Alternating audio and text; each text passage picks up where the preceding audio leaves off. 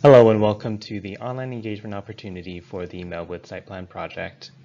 I'm Kevin Lamb with the Planning Division, and we look forward to receiving your feedback on the proposal. To provide your input, please fill out the online form between October 21st and 31st. Details regarding the online form and other application materials can be found on the project webpage on the screen. In this presentation, I'll provide a brief project overview and discuss the following topics for feedback listed here.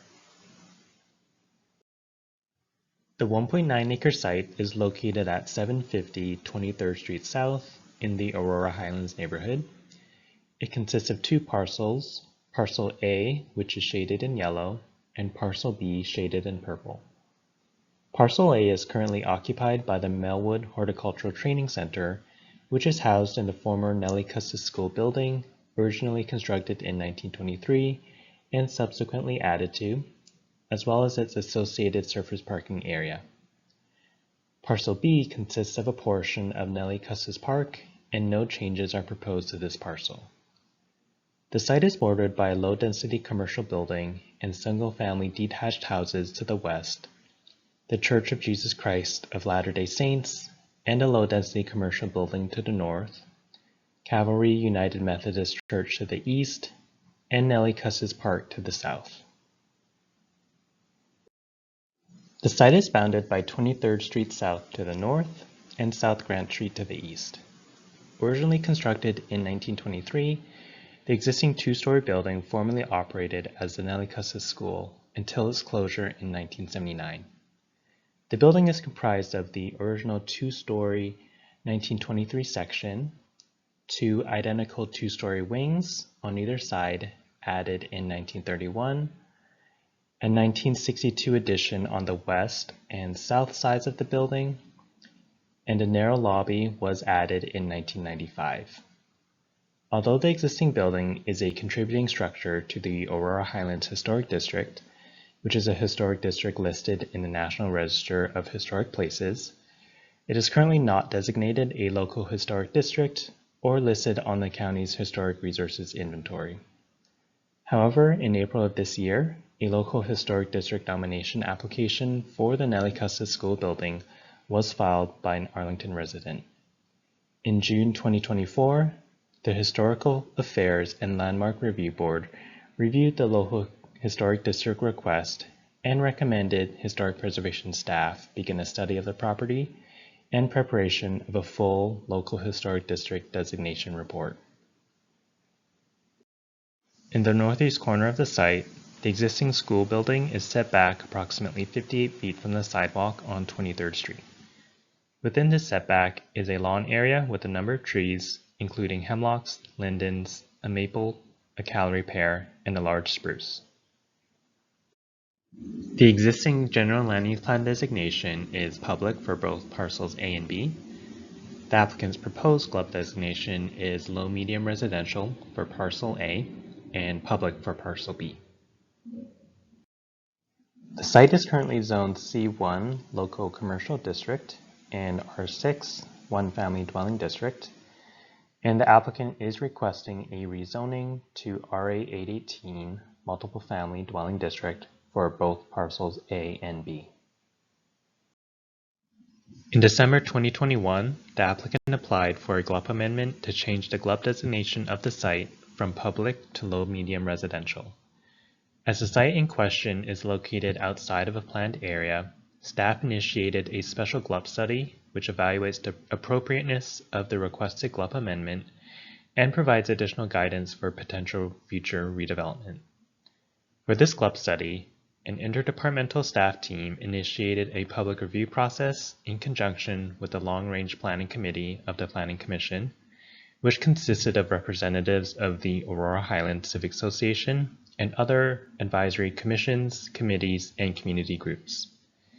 Community input gathered throughout the public review process, which included 2 online engagement opportunities, 2 LRPC meetings, and a Planning Commission meeting, informed the Melwood GLUB study document. The Melwood GLUB study document summarizes staff's analysis and outlines specific guiding principles and recommendations for potential future redevelopment, under which a GLUB GLUP change could be appropriate for this site. In May 2024, the Melwood GLUP study document was accepted by the County Board. The study document establishes 5 guiding principles for potential future redevelopment. These include number 1, ensuring the building scale, massing, and materials complement the surrounding area. 2, providing for attractive and welcoming pedestrian level conditions through landscaping, other biophilic design, and undergrounding of parking. Number 3, enhancing access, connectivity, and safety for all modes of travel in and around the site. Number 4, prioritizing sustainability through compact building design that promotes on-site open space, trees, and stormwater mitigation. And finally, number 5, prioritizing affordable, accessible, and equitable housing. Additional recommendations were also developed under key topic areas that were often raised during the public review process, including building height and design, transportation, historic preservation, affordable housing, and the environment. The applicant has submitted several applications related to the Melwood project. These include a new site plan request for the construction of a new 5-story mixed-use building, a general land use plan amendment request from public to low-medium residential for parcel A only, a rezoning request from C1 and R6 to RA 818 for both parcels A and B, and finally, a use permit request to permit social service institution use for the Melwood Horticultural Training Center. As part of the new site plan, the applicant is proposing a new 5-story mixed-use building consisting of 100% affordable housing and around 18,000 square feet of ground floor space to house the Melwood Horticultural Training Center. The building height will be up to 60 feet or 5 stories and incorporate step-backs on the 2nd and 4th floors. The project will provide 95 total parking spaces for the residences and training center in a below-grade parking level, and the requested zoning ordinance modifications are listed here. The mixed-use building includes approximately 154,000 square feet of total gross floor area. While the proposed residential density exceeds the proposed zoning district's maximum density, additional density is permitted through the provision of features and amenities that benefit the community, including affordable housing. The institutional component consists of ground floor space occupied by Melwood. The space will be used by the Melwood Horticultural Training Center, which provides educational and occupational training and support services for people with disabilities. The new building is proposed to be located on Parcel A, with no changes proposed to Parcel B and Nellie Custis Park. The main building entrance is located mid-block on 23rd Street South and provides access to both the residential and institutional uses. There is also a secondary residential entrance on the western side of the building, providing another pedestrian connection to 23rd Street South. The building's ground floor street frontages along 23rd and South Grant Street are aligned with the training center in the residential amenity and common area. The 23rd Street South frontage also features access to the below-grade parking level, with the parking level ramp located on the western end of the building. A single loading dock is located at the end of a private driveway off South Grant Street, which will be utilized by resident move-ins, Melwood deliveries, and trash and recycling. While the northern half of the site is relatively flat, the southern half of the site slopes down slightly by approximately 6 to 8 feet towards Nellie Custis Park. The area between the building and Nellie Custis Park includes a vehicular turnaround area, above-grade transformers, and landscape screening in the form of new trees and shrubs. The proposed building has a main roof height of approximately 60 feet or 5 stories, as measured from the average site elevation, exclusive of the approximately 9-foot mechanical penthouse. On the left of the screen is a cross-section of the building east to west, and on the right of the screen is a cross-section north to south. In terms of building placement and form, The building is set back approximately 20 feet from the sidewalk on 23rd Street South, 10 feet from the sidewalk on South Grant Street, 40 to 50 feet from Nellie Custis Park, and about 25 feet from the western property line. The building also features stepbacks on the second and fourth floors of the building. So on the second floor, the building steps back approximately 8 to 32 feet on 23rd Street South, 25 feet above the loading area, and then 8 to around 114 feet from Nellie Custis Park.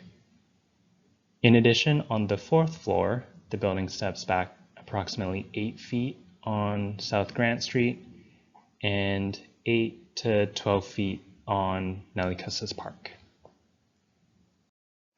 Architecturally, the building consists of an orange-red brick base with brickwork details and a gray cast stone cornice. The facade is comprised of the same orange-red brick as well as dark gray and white fiber cement, and the top floor consists of dark gray and white fiber cement with a flat roofline.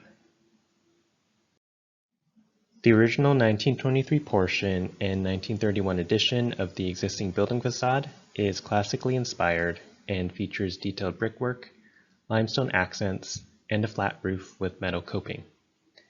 The symmetry and horizontal nature of the facade is reinforced through the use of brick, mirrored window configuration, and limestone belt courses. The step parapet over the central bay once highlighted a central main entrance, which has since been infilled with brick and a window.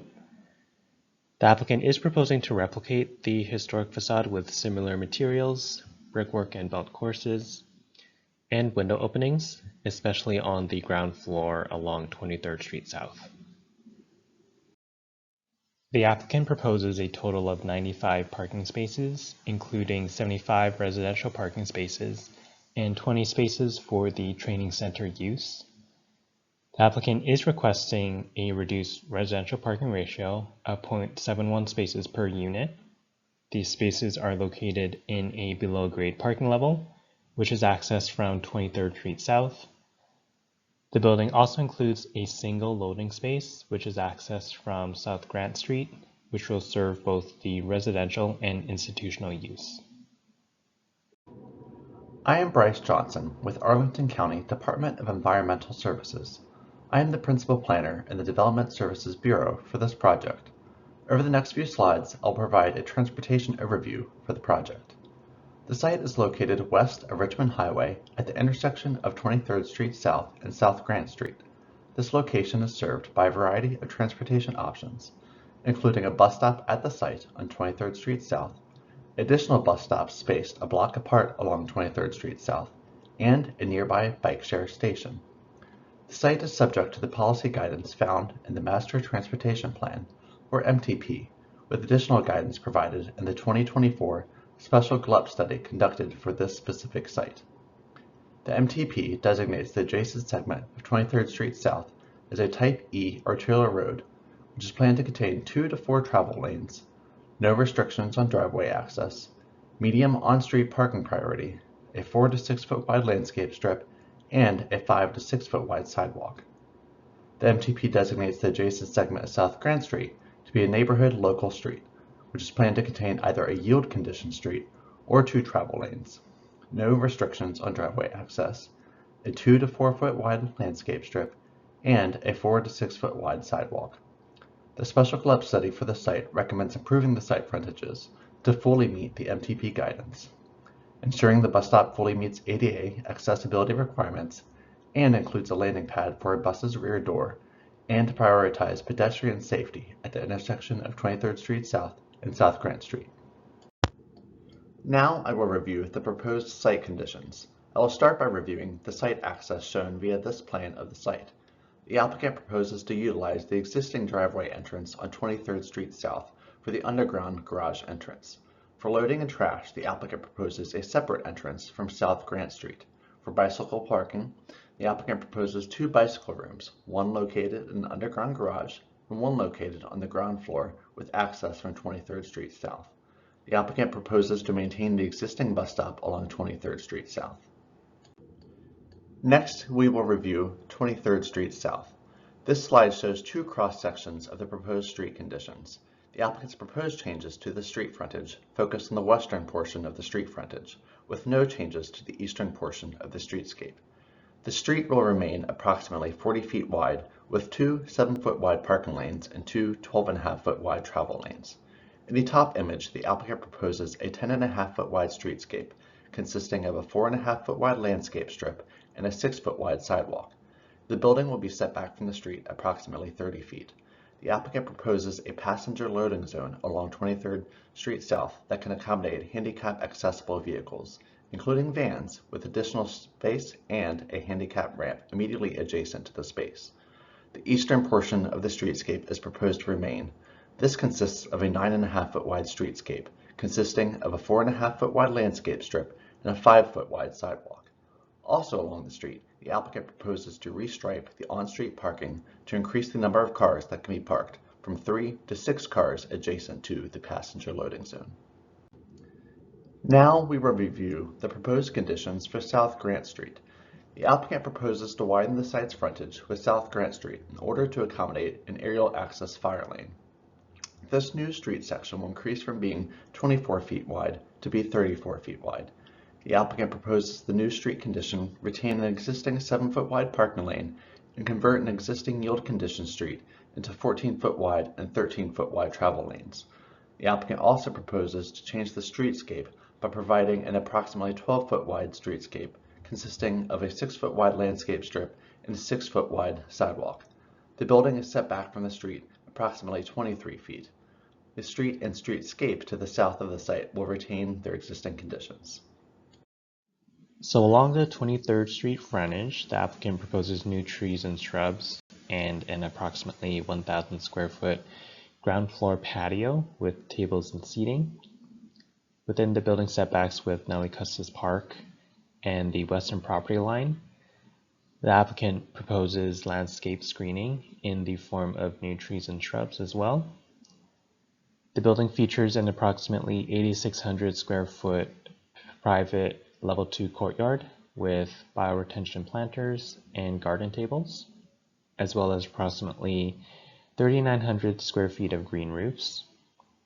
So within the limits of disturbance, approximately 47 trees are proposed to be removed and replaced per the county's tree replacement standards.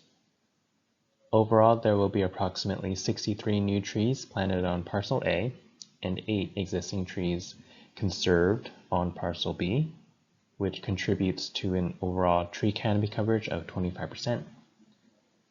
New street trees will be planted along the South Grant Street and 23rd Street South streetscapes, and the applicant is also proposing to conserve 4 existing street trees on 23rd Street. The applicant proposes to achieve a National Green Building Standard Silver certification, though the applicant is not seeking additional density under the county's Green Building Incentive Policy.